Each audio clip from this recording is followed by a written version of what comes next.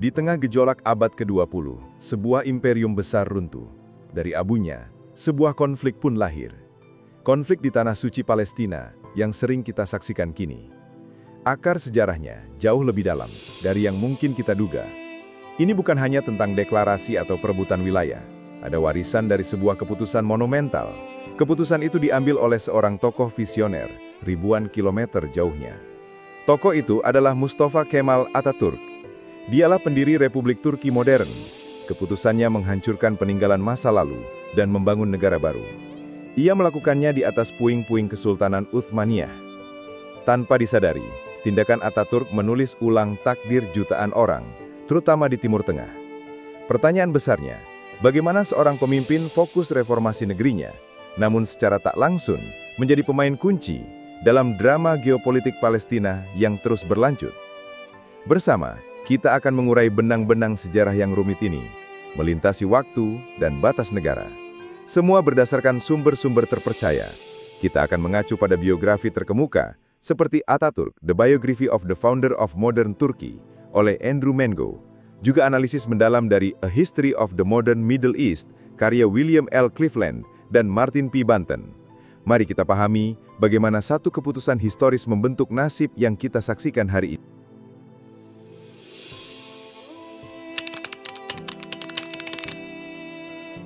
Selama lebih dari 4 abad sejak awal abad ke-16 hingga Perang Dunia Pertama, wilayah yang kini kita kenal sebagai Palestina adalah bagian tak terpisahkan dari Kesultanan Utsmaniyah. Bagi banyak penduduknya, ini penting, baik umat Muslim, Kristen, dan Yahudi. Kesultanan Utsmaniyah adalah otoritas yang sah, meski terkesan jauh. Ia menjamin ketertiban dan juga relatif toleransi di antara berbagai komunitas. Seperti yang dijelaskan dalam karya Stanford J. Shaw dan Ezel Kural Shaw, A History of the Ottoman Empire and Modern Turkey, Palestina saat itu bukanlah entitas politik yang terpisah, melainkan serangkaian distrik dan subdistrik. Ini semua dikelola sebagai bagian dari provinsi-provinsi Utsmaniyah yang lebih besar. Yerusalem, dengan situs-situs sucinya bagi ketiga agama Abrahamik, tetap menjadi pusat yang sangat penting, dihormati, dan dilindungi oleh kekuasaan Utsmaniyah. Pada periode ini, hubungan antar komunitas, meski tidak selalu tanpa ketegangan, umumnya diatur oleh sistem hukum Utsmaniyah dan tradisi yang telah lama mapan. Namun, memasuki akhir abad ke-19 dan awal abad ke-20, benih-benih perubahan mulai ditaburkan. Ide-ide nasionalisme baik Arab maupun Zionisme mulai tumbuh dan berakar, meski masih dalam skala kecil, di bawah pengawasan ketat Utsmaniyah.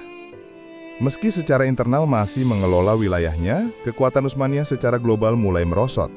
Julukan orang sakit Eropa yang kita bahas sebelumnya mencerminkan persepsi Eropa tentang kekaisaran yang sekarat ini. Puncaknya tiba dengan Perang Dunia Pertama, di mana kekaisaran Utsmaniyah berada di pihak yang kalah.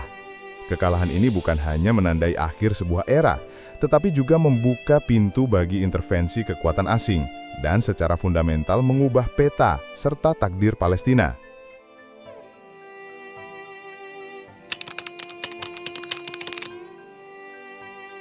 Setelah berabad-abad menjadi tiang penopang bagi dunia Muslim, Kesultanan Utsmaniyah, orang sakit Eropa itu, akhirnya amruk. Ini terjadi di medan Perang Dunia Pertama.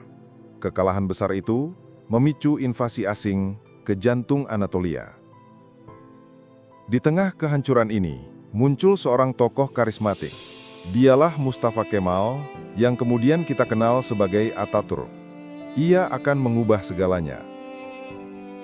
Atatürk bukan hanya seorang jenderal perang. Ia adalah seorang visioner dengan ambisi yang radikal. Setelah memimpin perang kemerdekaan dan berhasil mengusir para penjajah, ia dihadapkan pada pilihan sulit. Apakah ia harus membangun kembali kekhalifahan yang sudah usang, atau menciptakan sesuatu yang sama sekali baru? Pilihannya tegas dan mengguncang seluruh dunia.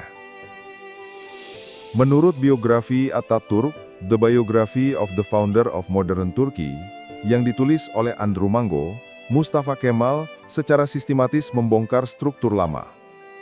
Ia menghapus Kesultanan Utsmaniyah pada tahun 1922. Ini adalah sistem yang sudah ada lebih dari 6 abad. 2 tahun kemudian, pada tahun 1924, Ia mengambil langkah yang lebih drastis. Ia menghapus kekhalifahan itu sendiri, sebuah institusi yang dihormati di seluruh dunia Islam. Lalu, mengapa keputusan seberani ini diambil? Sejarawan Bernard Lewis dalam karyanya yang monumental, The Emergence of Modern Turkey, menjelaskan bahwa reformasi Atatürk didasarkan pada filosofi kuat yang dikenal sebagai Kemalisme, yaitu nasionalisme Turki yang kental dan sekularisme radikal.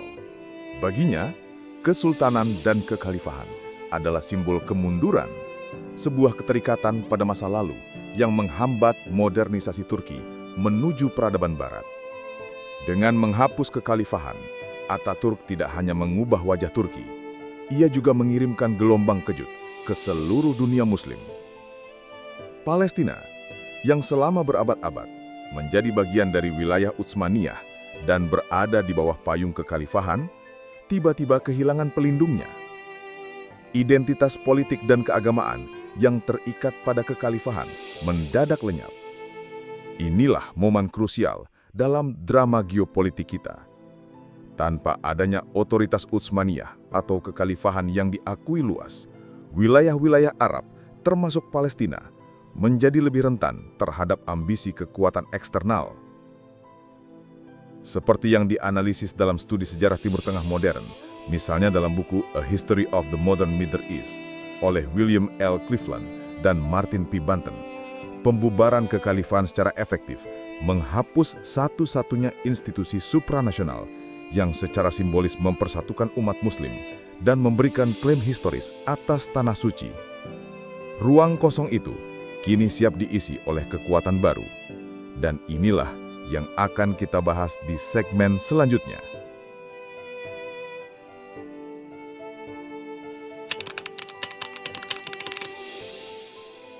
Dengan runtuhnya kekhalifahan Utsmaniyah dan penarikan kekuasaan Turki dari Timur Tengah, sebuah kekosongan besar pun tercipta. Kekosongan ini dengan cepat diisi oleh kekuatan kolonial Eropa. Mereka adalah pemenang Perang Dunia Pertama.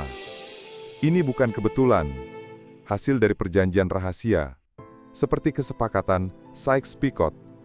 Wilayah-wilayah bekas Utsmaniyah, termasuk Palestina, kini berada di bawah sistem mandat dari Liga Bangsa-Bangsa.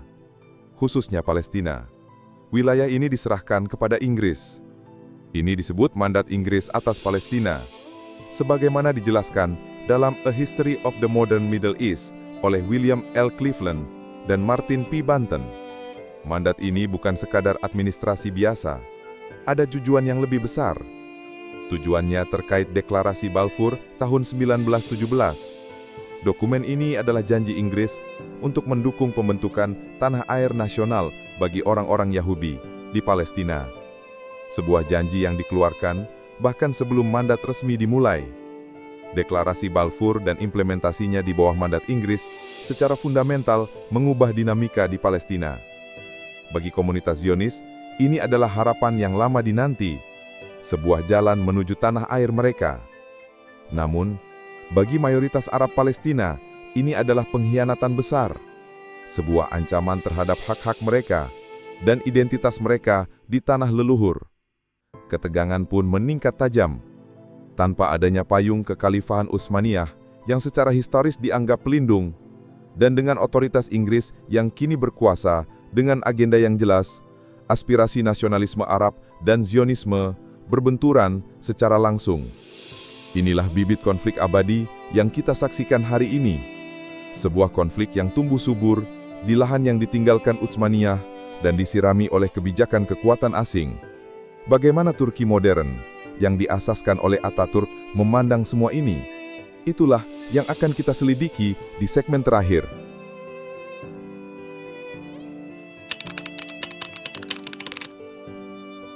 Setelah berhasil membangun Republik Turki dengan pondasi nasionalisme dan sekularisme di bawah kepemimpinan Atatürk, bagaimana negara baru ini memandang konflik di Palestina, sebuah wilayah yang dulu adalah bagian dari imperium mereka? Meskipun Mustafa Kemal Atatürk mengarahkan Turki ke jalur sekularisme dan nasionalisme yang kuat, ini tidak berarti Turki baru sepenuhnya mengabaikan isu-isu di dunia Muslim. Justru pada awalnya, ada semacam dukungan, meski pragmatis, terhadap aspirasi nasionalis Arab di Palestina. Seperti yang disinggung dalam artikel Kemalis Turkey and the Palestinian Question 1945-1948 yang tersedia di Open METU, Republik Turki memandang perjuangan Palestina sebagai bagian dari upaya yang lebih luas untuk pembebasan dari kolonialisme. Ini sejalan dengan pengalaman Turki sendiri dalam menghadapi kekuatan asing. Namun, pragmatisme Kemalis juga tercermin dalam keputusan diplomatik yang sangat signifikan.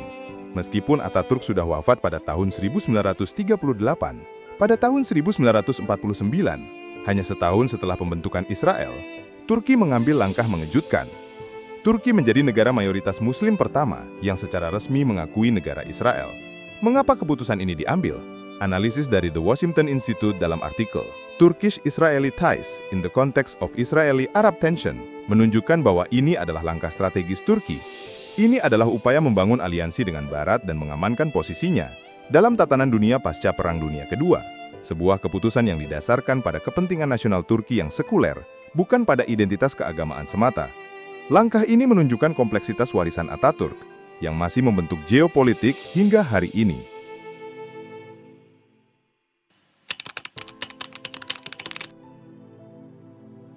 Kita telah menelusuri perjalanan panjang dari sebuah imperium yang kokoh hingga sebuah konflik yang tak kunjung usai.